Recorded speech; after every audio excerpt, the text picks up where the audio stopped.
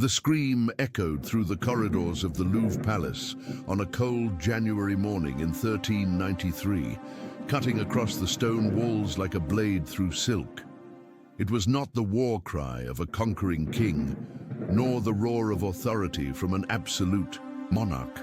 It was the desperate howl of a mind shattering like glass against the rocks of reality, as Charles VI of France, the well-beloved, vanished forever into the impenetrable mists of madness. Only 6 years earlier, in 1387, Charles had walked through the gilded halls of his palace like a god among mortals. At 19, he bore the imposing stature of the Valois, his blonde hair capturing the candlelight like beaten gold threads, and his blue eyes shining with the keen intelligence of one born to command empires. His presence filled every room with a magnetic authority that made veteran dukes bow their heads in instinctive reverence.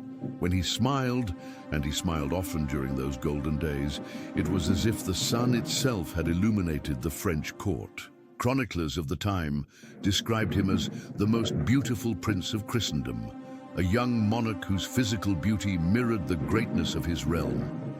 France flourished under his early reign like a garden in perpetual spring. The cities prospered. The fields ripened with abundant harvests, and the roads teemed with merchants bearing oriental silks, exotic spices, and gold flowing from the royal coffers like clear spring water. Charles ruled not only with a firm hand, but with the precocious wisdom of one who understood that true power lay in balancing strength and mercy. In royal council meetings, his voice rang out clear and decisive, cutting through political intrigue like a sharp sword through morning mist. Foreign diplomats reported in secret letters to their kings that young Charles possessed a brilliantly strategic mind, capable of unraveling the most complex conspiracies and finding elegant solutions to the trickiest dilemmas. He sees three, moves ahead in the game of power, wrote English Ambassador Sir John Montagu in a coded letter dated October 1388, as if he has eyes that can see through the veil of time. But time, that relentless enemy that devours kings and beggars alike with equal voracity, had already planted the poisonous seeds that would germinate in the garden of royal reason. During a military expedition in the forest of Le Mans in August 1392, something terrible and irreversible occurred. The suffocating heat of the French summer weighed on the royal entourage like a damp shroud, and the horses advanced slowly along the dusty road, their hooves marking the monotonous pace of a march destined to become a funeral procession. Charles rode at the head of his men, his armor gleaming under the merciless sun, when a sudden movement in the underbrush caused his steed to rear. In that precise moment, as he struggled to control the frightened horse, something in his mind ruptured, irreparably. Eyewitnesses would later describe how his eyes, once clear as mountain lakes, became glazed and distant, as if he were seeing invisible horrors dancing in the shadows of the forest.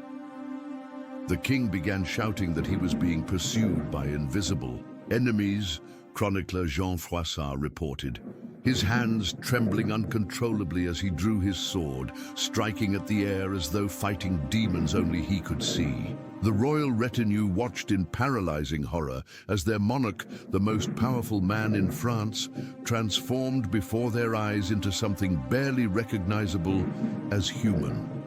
The return to the palace was a funeral procession disguised as a military triumph. Charles was carried on a litter draped with heavy curtains, his hands bound with silk ropes to prevent him from harming himself or others. Throughout the journey, murmurs escaped from behind the curtains, disconnected words mixed with sobs and hysterical laughter that made the veteran soldiers tremble like frightened children. In the months that followed, the palace gradually turned into a gilded prison where horror lurked behind Persian carpets and Renaissance paintings. The royal chambers, once perfumed with rose and lavender essences brought from the gardens of Provence, began to exude the acrid smell of cold sweat, useless medicines, and the indefinable yet unmistakable odor of fear. The windows remained shuttered by medical order, creating a claustrophobic atmosphere in which the shadows seemed to move with a life of their own. Charles began refusing baths, convinced that the water had been poisoned by invisible conspirators. His appearance, once as immaculate as a Renaissance angel's, deteriorated week by week. His golden hair grew oily and tangled, his pale skin acquired a sickly yellow hue, and his hands, which had once signed treaties with elegant calligraphy, developed a constant tremor that made writing quills dance in the air like leaves in the wind. The royal physician, Master Guillaume de Harsigny, meticulously documented the progression of the disease in diaries that would remain sealed for centuries in the secret archives of the Vatican. His Majesty exhibits episodes of uncontrollable fury alternating with periods of profound melancholy, he wrote in December 1392. During these attacks, his eyes become bloodshot, and he does not recognize even the Queen, shouting that she is an impostor sent to poison his soul. The time-yellowed pages also preserved detailed drawings of the wounds Charles inflicted upon himself during the worst episodes, deep scratches on his arms, bite marks on his own hands, bruises resulting from moments when he hurled himself against the stone walls of his chambers. The French court, once a vibrant center of art, music, and diplomacy, gradually became a macabre spectacle in which royal madness served as the involuntary protagonist of a never-ending tragedy. Nobles whispered in dark corridors about the screams that echoed at dawn, about the moments when the king appeared at the windows like a specter in a white nightgown, frantically gesturing to imaginary crowds in the deserted squares. During intervals of lucidity, which grew increasingly rare and brief, like shooting stars in a moonless night, Charles displayed full awareness of his condition. In those terrible moments of mental clarity, he wept uncontrollably, holding the hands of Queen Isabeau of Bavaria with the desperate strength of a man drowning. "I know I'm lost," he murmured in a quivering voice. "I feel my soul slipping into an abyss I cannot see, but whose cold presence I can feel pulling me downward, always downward." Isabeau, a woman of exceptional beauty who had married Charles when he was still the fairy tale prince, aged decades in just a few years. Her private letters to her sister, discovered centuries later in the Bavarian archives, reveal the anguish of a wife helplessly watching the disintegration of the man she had loved. "Some nights he embraces me as though I were the last person in the world," she wrote in March 1394. "Other times he looks at me with such terror that I can see my own reflection transforming into something monstrous in the dark mirrors of his eyes." The episodes of violence became progressively more frequent and disturbing. Charles developed bizarre obsessions that changed without any predictable pattern. During entire months, he refused to change clothes, convinced that his garments were the only barrier protecting him from malignant forces. On other occasions, he stripped completely naked and remained unclothed for weeks, declaring that any fabric touching his skin burned like red-hot iron. The servants devised elaborate techniques to approach him during these periods, moving slowly, like hunters stalking a wounded animal, whispering comforting words that seldom had any effect. Meanwhile, the kingdom fragmented like a cracked mirror. The absence of effective leadership created a power vacuum that was quickly filled by ambitious nobles and opportunistic councillors. The Dukes of Burgundy and Orléans initiated a civil war disguised as a succession dispute, each faction claiming to represent the true interests of the incapacitated king. Border towns were attacked by English armies that took advantage of France's internal chaos, while peasants faced ever-increasing taxes to finance wars they neither understood nor benefited from. In the royal chambers, Charles developed elaborate fantasies about his identity. During a particularly harrowing period, in the winter of 1395, he became convinced that he was made of glass and that any sudden movement would shatter him into 1,000 fragments. He ordered cushions to be sewn into his clothes and iron rods to be inserted into his sleeves to protect his crystal limbs from accidental fractures. Watching him walk through the corridors at that time was like witnessing a cruel parody of majesty, a ghostly king wrapped in padded garments, moving with the painful caution of one carrying his own fragility as a cross. The stench in the royal chambers became unbearable. Beyond neglecting personal hygiene, Charles began hoarding strange objects that he collected obsessively. Stones he believed to be precious gems, pieces of wood he considered sacred relics, and dead insects he kept in small boxes as priceless treasures. The sweet aroma of decay mixed with the acrid odor of mercury-based medicines and poisonous herbs the physicians administered in a desperate hope to restore the balance of the royal humors. Meals became terrifying rituals. Charles developed extreme food paranoia, convinced that each dish contained poisons concocted by conspirators who changed identities every hour. Official tasters sampled every bite before him, but even then the king frequently refused to eat, preferring to slowly chew on stale bread he hid in his chambers.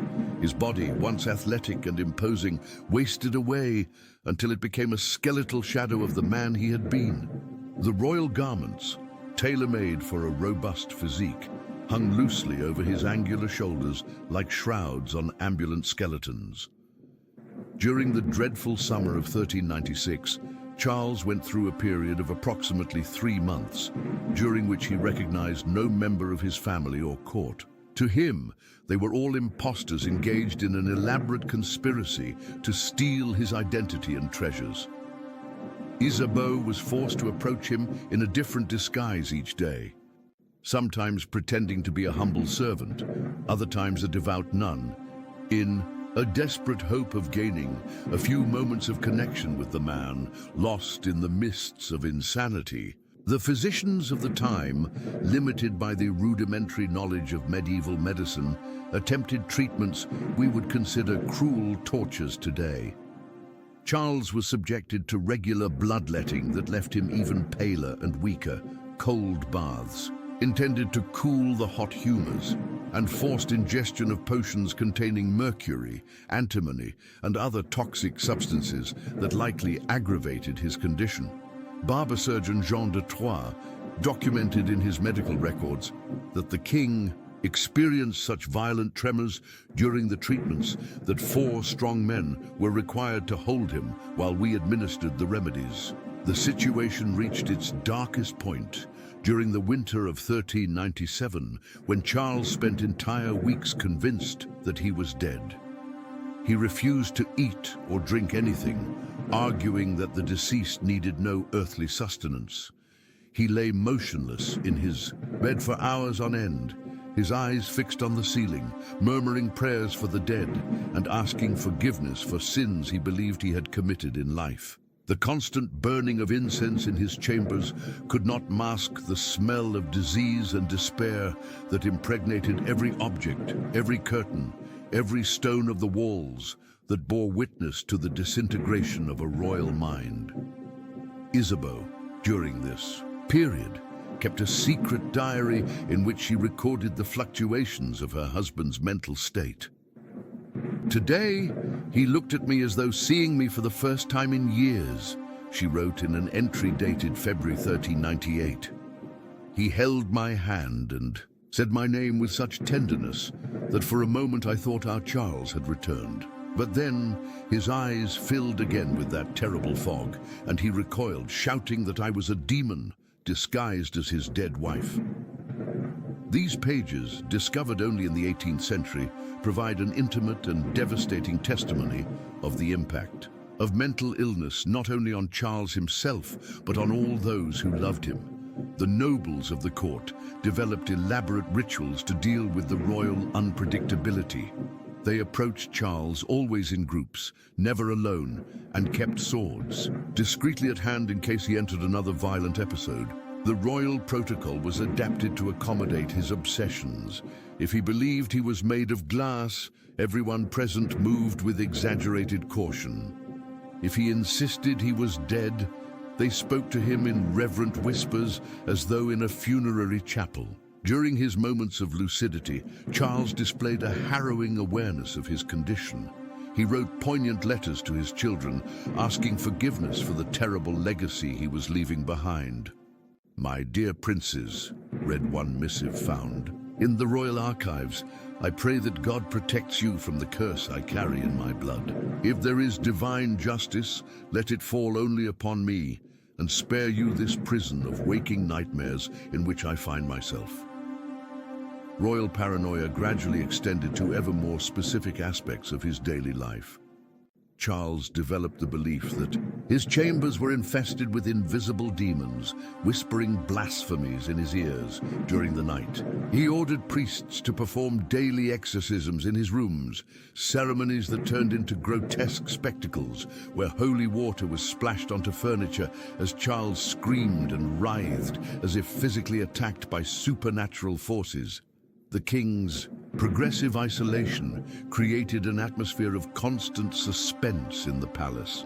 Servants whispered about nights when desperate screams echoed through the corridors, about mornings when they found furniture destroyed and walls stained with blood. In the royal chambers, Charles's personal guard was increased not to protect him from external enemies, but to protect others from him during his uncontrollable fits of rage. The year 1399 brought a particularly cruel deterioration. Charles began suffering vivid visual hallucinations that terrorized him both day and night. He saw armies of the dead marching through the walls of his chambers, mourning women weeping in dark corners, and ghostly children accusing him of crimes he could not remember committing. His descriptions of these episodes, recorded by court chroniclers, were so detailed and disturbing that some courtiers began to question whether perhaps he was truly seeing something beyond normal perception. Treatment attempts grew ever more desperate and bizarre. A group of Arab physicians was summoned from Cordoba, bringing mysterious techniques that involved burning specific incenses and reciting charms in ancient tongues. Charles was subjected to sessions where musicians played melodies, allegedly capable of restoring mental harmony, but he often reacted to the music with even greater terror, covering his ears and screaming that the sounds were weapons used by demons to penetrate his soul. During a particularly terrible episode in March 1400, Charles violently attacked a group of nobles who had come to present him with state matters. Armed with a bronze candlestick, he charged at them, shouting that they were disguised assassins sent by the devil to steal his crown. The incident left two courtiers severely injured and marked the beginning of a period of almost complete isolation. From that moment on, only a small circle of people was allowed to approach the king, and always under strict security precautions. The impact of the royal illness on French politics became catastrophic. With the king incapacitated, noble factions intensified their disputes for effective control of the kingdom. The civil war between the Armagnacs and the Burgundians grew increasingly bloody, with regular massacres in the streets of Paris and public executions of supposed traitors. The French people, once proud of their well-beloved king, began to whisper about the curse that had befallen the royal dynasty and to question whether God had abandoned France. Charles, in his moments of greatest lucidity, fully understood the political consequences of his condition. He made several attempts to formally abdicate in favor of his son, the Dauphin, But royal jurists argued that a mad king had no legal capacity to renounce the throne. This Kafkaesque situation created a political limbo in which France was governed by a ghost, a king who was present yet absent, living yet dead for all practical purposes. Charles's religiosity intensified dramatically during periods of relative sanity. He began interpreting his illness as divine punishment for secret sins, although he could not identify which transgressions he had committed to deserve such a curse. He spent hours kneeling in prayer, often injuring his knees on the stone floor until they bled, in a form of physical penance he believed could restore divine favor. Isabeau's letters from this period reveal her growing despair over a disintegrating royal family. "Our children avoid their father's chambers," she wrote in April 1401, "not because they do not love him, but because the man they find there is not the father they once knew. He is a haunted creature who looks at them with the same strangeness he reserves for complete strangers." The familial trauma extended into the next generation, with the royal children developing their own fears and neuroses as a result of constant exposure to their father's mental instability. During the terrible summer of 1402, Charles developed a new obsession, the belief that his body was gradually being replaced by an identical imposter, piece by piece. He inspected himself obsessively in mirrors, searching for signs that his hands, feet, or face were no longer truly his.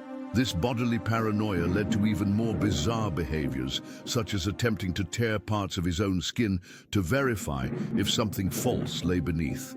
The royal physicians began documenting worrisome physical symptoms accompanying the mental deterioration. Charles developed violent facial tics, uncontrollable muscle spasms, and a tendency to clench his teeth so forcefully that the sound could be heard through the closed doors of his chambers. His sleep became fragmented and filled with nightmares, so vivid that he would awaken screaming, often injuring himself as he tried to escape imaginary threats.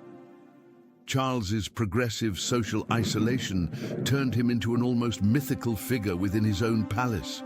New servants were warned about the forbidden chambers, where something that had once been their king now dwelled. Fantastical stories circulated among the staff. Some swore they had seen a spectral figure walking through the corridors at dawn. Others claimed to hear conversations in strange languages coming from the royal rooms, even though Charles was always alone. The course of his illness seemed to follow unpredictable yet inexorable cycles. Periods of relative calm were invariably followed by explosions of violence or terror that left everyone around emotionally devastated. During a particularly dark phase in the winter of 1403, Charles spent 3 whole months convinced that he was being slowly poisoned by invisible vapors emanating from the walls of his chambers. He refused to breathe normally, trying to hold his breath for dangerously long periods until he fainted from lack of oxygen. The medical records of the time describe increasingly desperate treatment attempts. Charles was subjected to primitive shock therapies involving sudden immersion in ice-cold water or exposure to loud, abrupt noises, under the theory that this could wake his mind from madness. These sessions often resulted in even more severe panic attacks, creating a vicious cycle in which the treatment worsened the very symptoms it aimed to cure. The French court, once the center of European elegance and sophistication, became a grim place where royal protocol was adapted to accommodate the unpredictability of the royal illness. Banquets were abruptly halted when Charles began shouting about imaginary conspiracies. Religious ceremonies turned into embarrassing spectacles when the king interpreted rituals as personal attacks against him. During his rare public appearances, Charles presented an image that shocked his subjects to the core. The man once known as the Well-Beloved appeared before the populace as a cadaverous figure, with sunken eyes that seemed to see through people rather than focus on them, prematurely grey hair, and hands that trembled uncontrollably. His voice, once clear and authoritative, had become a hesitant murmur punctuated by inappropriate nervous laughter. The year 1404 brought alarming physical deterioration. Charles began losing weight dramatically, not because he refused to eat, but because his constant anxiety burned calories at a rate no amount of food could offset. His muscles atrophied, making him look like an aged and ailing version of himself, as though decades had passed in mere years. Family relations disintegrated completely. Isabeau, after years of trying to maintain an appearance of normalcy, began to actively avoid her husband's chambers. Her letters reveal a woman on the brink of a nervous collapse. "I can no longer pretend that the man sleeping beside me is the same one I married," she wrote in September 1404. "His eyes look at me with a strangeness that makes me question my own identity. Sometimes I think his madness is contagious and that I too am losing my reason." Charles's paranoia evolved into increasingly specific and disturbing forms. He developed the belief that his clothes were gradually being replaced by imitations containing tiny demons sewn into the fabric. This led to elaborate rituals wherein he inspected every garment with a magnifying glass, searching for signs of demonic possession before dressing. These inspections often lasted hours and ended with Charles destroying his clothes in fits of terror. The royal chambers became a macabre museum of human mental deterioration. The walls were covered with incomprehensible scribbles that Charles had made during his episodes. Drawings of impossible creatures, words in invented languages, and symbols that seemed to carry meaning only for him. The smell in the rooms was indescribable, a mixture of medicines, incense, fear sweat, and something more subtle yet equally disturbing, the scent of insanity itself, as if madness had its own specific fragrance.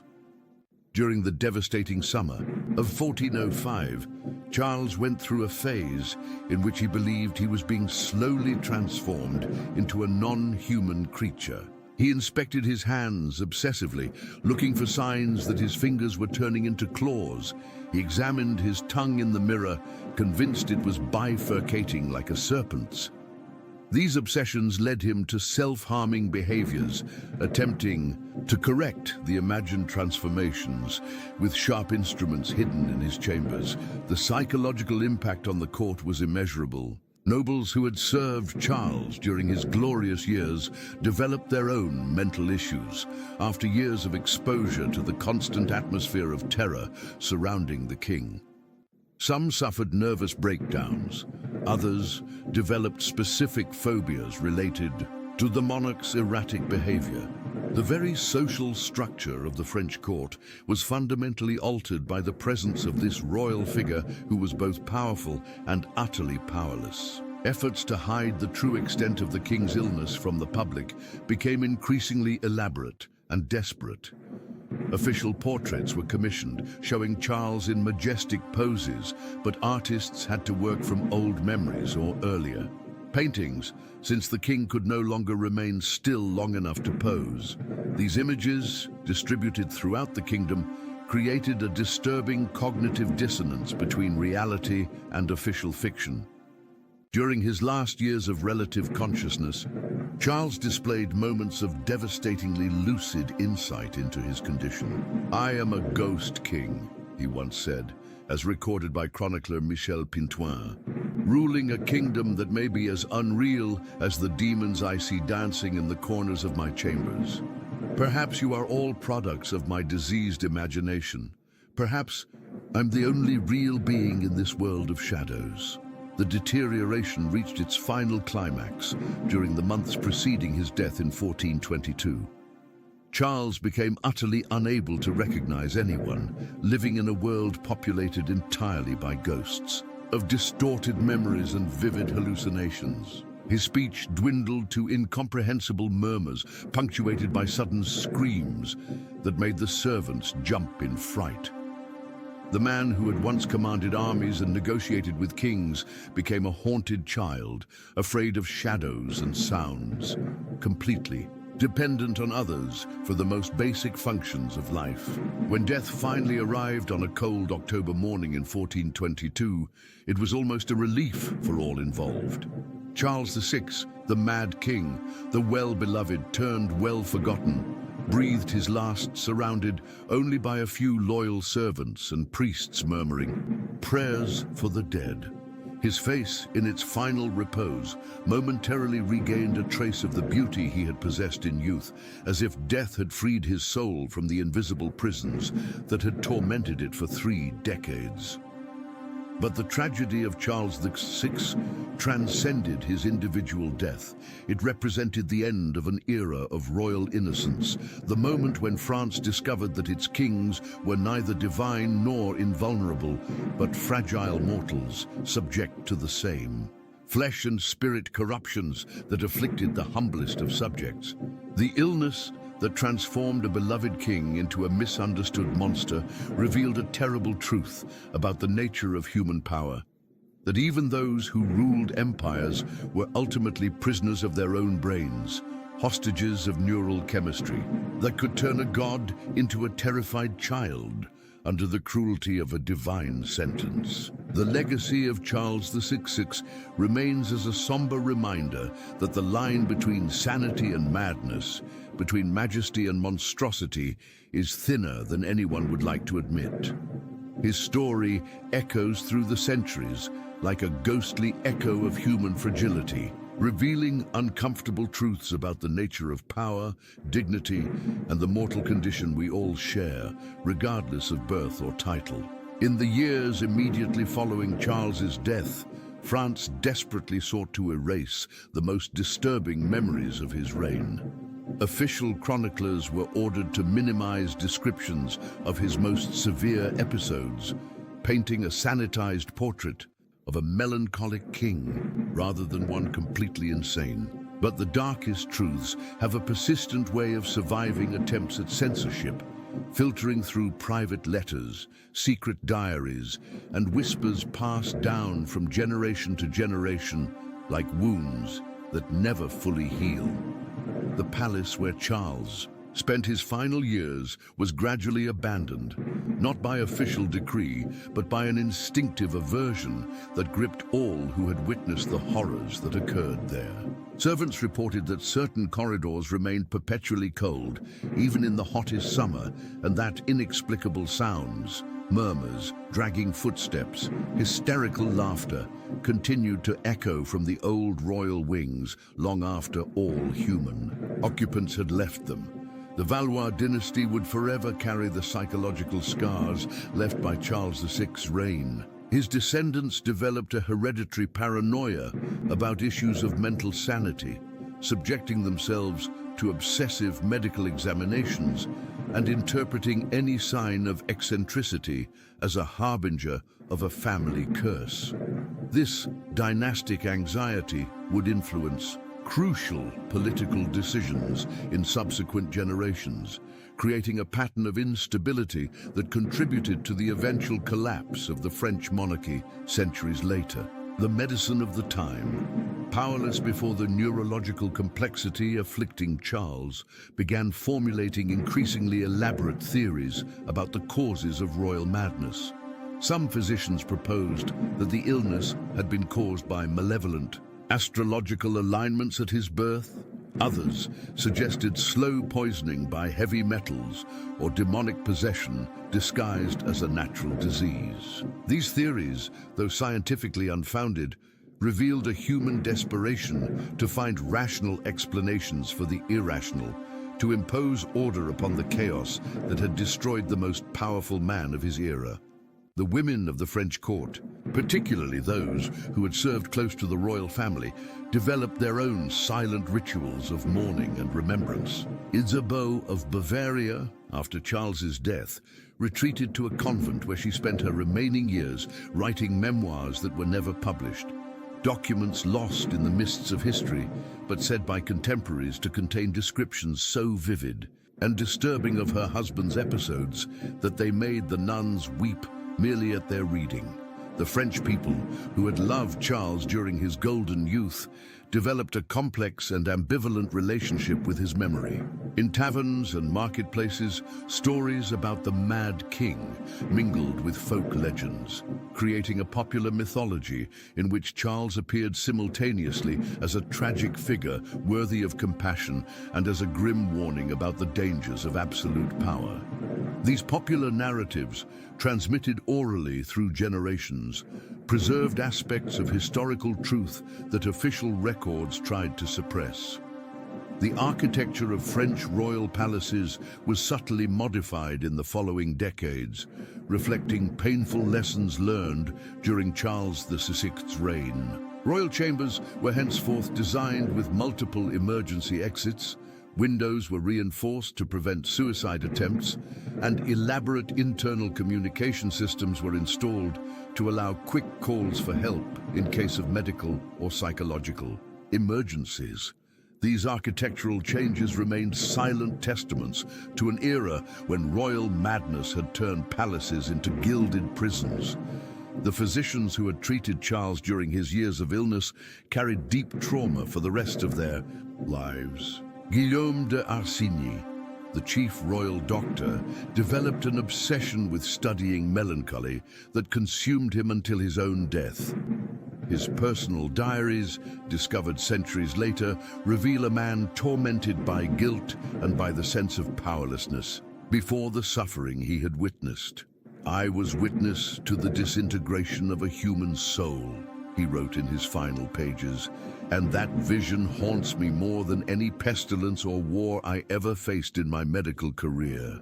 The influence of Charles VI's illness extended far beyond French borders, affecting the balance of power throughout medieval Europe. Rival kings interpreted his insanity as a sign of divine weakness in France, leading to invasions and conflicts that might have been avoided under stable French leadership. The Hundred Years' War intensified drastically during periods of Charles's greatest incapacity, suggesting a direct correlation between the royal mental health and international geopolitical stability.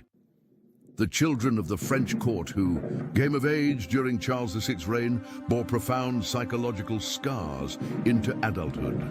Contemporary accounts mention an entire generation of young nobles who developed specific anxieties, irrational fears, and compulsive behaviors as a result of constant exposure to the atmosphere of terror and unpredictability that characterized the final years of the monarchy. This intergenerational transmission of trauma created patterns of emotional instability that would influence French court culture for decades to come.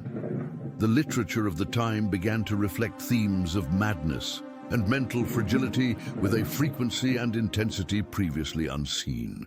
Poets and chroniclers, inspired by the horrors they had witnessed, created works exploring the boundaries between sanity and insanity, reality and hallucination, power and impotence.